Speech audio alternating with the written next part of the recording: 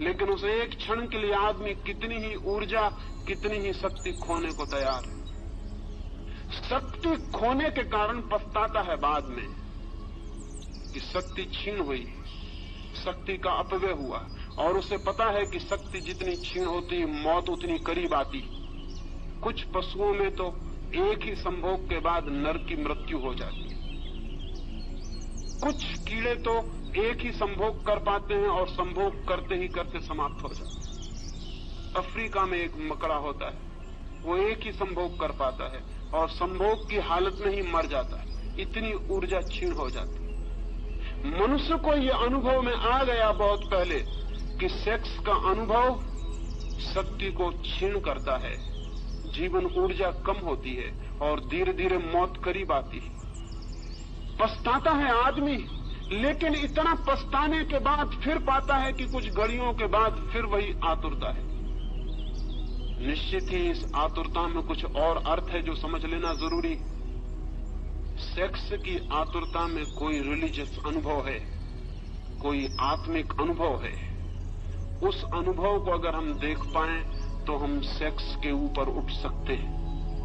अगर उस अनुभव को हम न देख पाएं तो हम सेक्स में ही जिएंगे और मर जाएंगे। उस अनुभव को अगर हम देख पाएं, अंधेरी रात है और अंधेरी रात में बिजली चमकती, बिजली की चमक अगर हमें दिखाई पड़ जाए और बिजली को अगर हम समझ लें तो अंधेरी रात को हम मिटा भी सकते हैं। लेकिन अगर हम ये समझ लें कि अंधेरी रात के कारण बिजली चमकती है तो फिर हम अंधेरी रात को और घना करने की कोशिश करेंगे ताकि बिजली चमके।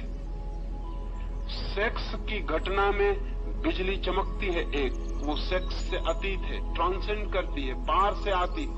उस पार के अनुभव को अगर हम पकड़ लें तो हम सेक्स के ऊपर उठ सकते हैं, अन्यथा नहीं। लेकिन जो लोग सेक्स के विरोध में खड़े हो जाते हैं वे अनुभव को समझ भी नहीं पाते कि वो अनुभव क्या है। वे कभी ये ठीक विश्लेषण भी नहीं कर पाते कि हमारी आतुरता किस चीज के लिए।